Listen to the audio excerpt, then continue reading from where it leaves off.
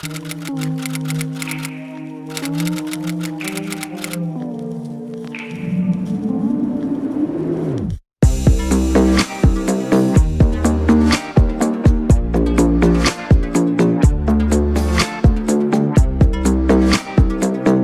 going on, guys, and welcome to another video. Yes, we are in a different location once again. I'm throwing a curveball at you.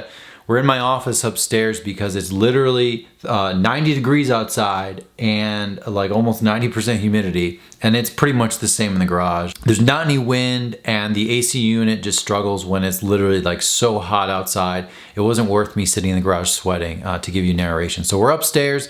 This may be a more normal environment that you'll see me in if I do little voiceovers like this, but this is the office. It's basic, as you can see. There's not really much going on, but maybe I will do a little more in-depth overview of it at some point. So I just want to ask you guys one thing before we start the video on the E46. If you are planning on buying detailing products, don't forget that there's links in the description of my video. Those are all tied to my affiliate program, which I have one with Obsessed Garage, and I also have one with Amazon.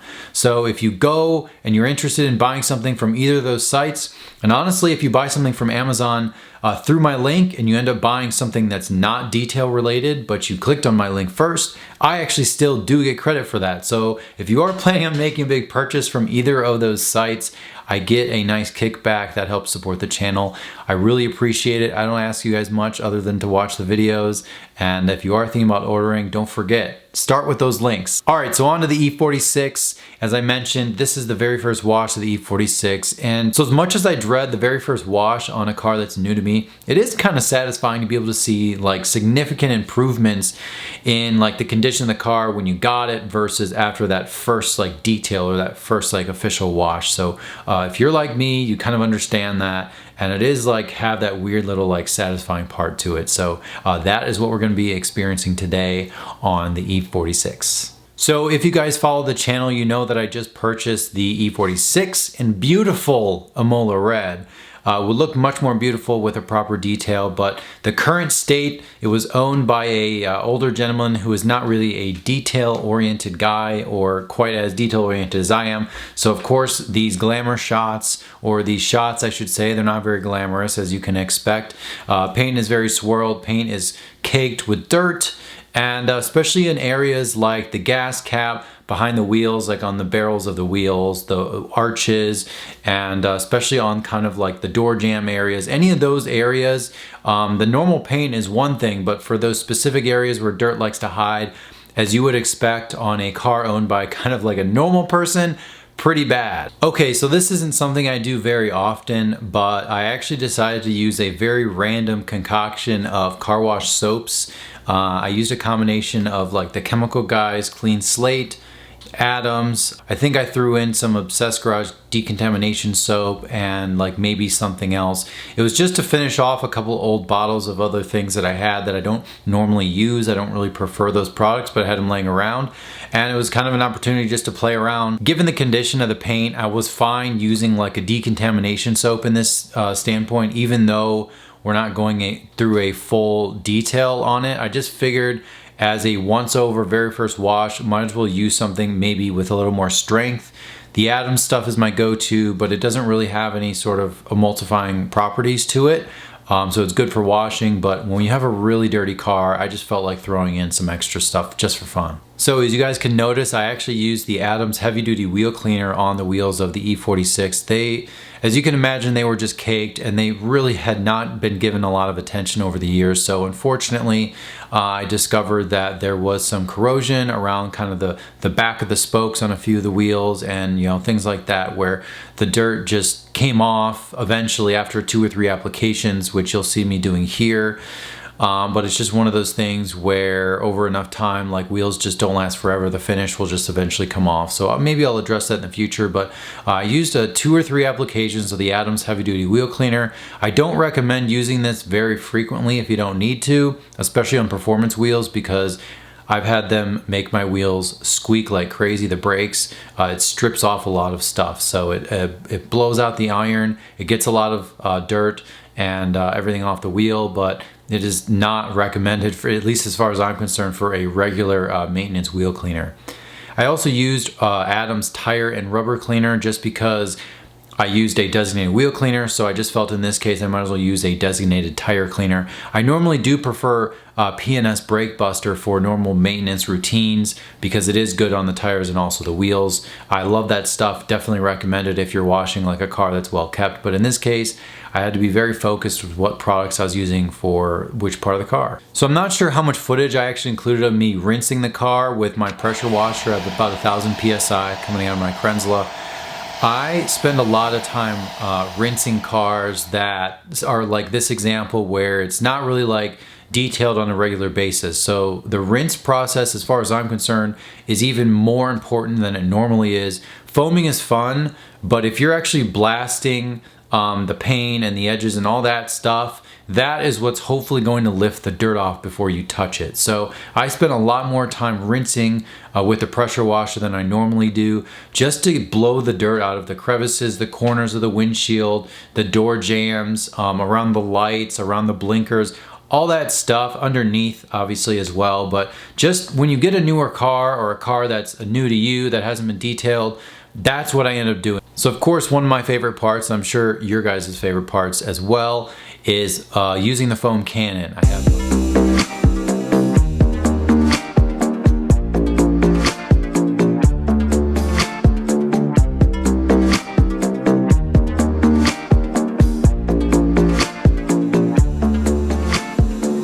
used my MTM PF22.2 foam cannon. Of course, it worked really well because I put like a ton of different soaps in it.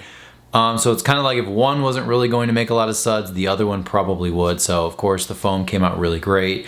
And washing a car with the more aggressive soaps that may not be like as pH balanced than like the regular Adams I'm kind of used to is a little interesting. Like you can definitely feel different consistency on your hands, and the paint definitely feels a little different. This paint just feels atrocious no matter what.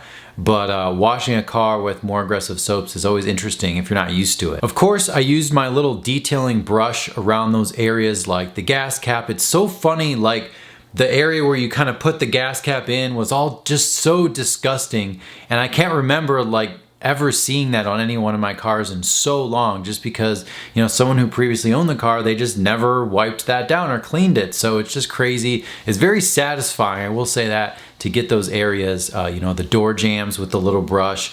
And what I like to do is actually use like all-purpose cleaner, just a spray bottle, or you can use one of those little IK foamers. The only thing with those is they get a little messy. They spray out and then it can get in the interior if you have the door open. But I just spray in the door jamb and then go to town with my brush.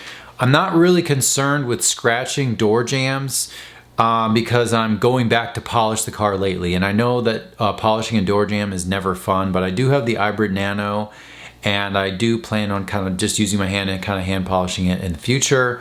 But for now, I just needed to get the stupid car clean. You know, it was just so terrible. I wanted to give it a once over. So the good news that I can report is I didn't really find anything unexpected about the car. So one of the things I was aware of was clear coat failing on a couple of the door handles. It's flaking in just a couple little areas, so that's a somewhat easy fix. Along with the roof rails have a little bit of clear coat failure as well. So those will be parts I can literally just remove and have professionally painted and then just put back on the car pretty easily. So that's pretty nice. And that's it, guys. The car looks so good on camera. You probably wouldn't believe how disgusting this paint is. It's swirled, it's contaminated, it's so rough. It's like nails on a chalkboard when I touch it. I just used some basic detail spray. I don't remember if I even used bead maker or just something basic. Man, this thing cleans up so well. A Mola is such a beautiful color. I mean, I love white. You guys know I love white cars, but a Mola red looks so good. It looks so proper on the E46 platform too. So I can't stop looking at it. And it's funny, like from a distance, even fairly close up, the car looks like really good. Like it looks like it's almost been like professionally detailed, like on camera, especially like in garage lighting or like when the sunlight is perfect. It looks really good. So the thing cleans up good. CarPro Pearl tire dressing. I'm not sure if I filmed that. And I also bought OG, the Obsessed Garage tire dressing. So I actually tried that on Marissa's car because that was like the car that I happened to wash after the order came in, and it does actually hold up pretty well. It is a little finicky if the tire is wet, like it doesn't really dilute that well. It gets like kind of streaky. So that's the only like feedback I have sidebar on the OG tire dressing. I definitely recommend it. Carpo Pearl is still currently my go-to. I just haven't really had enough time kind of experiencing both of them, but both of them are really good. So if you're in the market, definitely get one of them. They're both really good. So.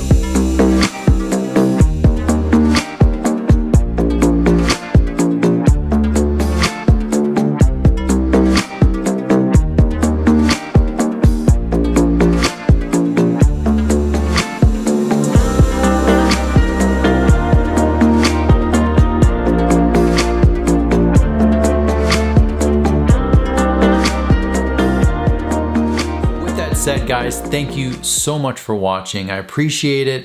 Comment below if I forgot anything. A full detail and paint correction and all that stuff is going to be on the channel very soon. Well, actually not that soon. I'm kind of waiting for the weather to break. It's literally been 90. I don't really want to do paint correction or anything like that if it's like that hot. So I'm gonna wait probably a month till it's a little cooler out and I can do a paint correction on the E46.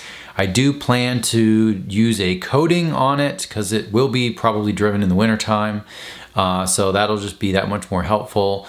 And comment below if you have any other questions. Again, the best way to support the channel is to click on the links below when you order products. So if you order stuff from Matt or Amazon or whatever, use those links to get you to that site and I get some commission for it. So that actually helps support the channel a lot, probably more than you guys realize. So, you know, feel free to put an order in and click my link. Thanks so much for watching, guys, and I'll see you next time.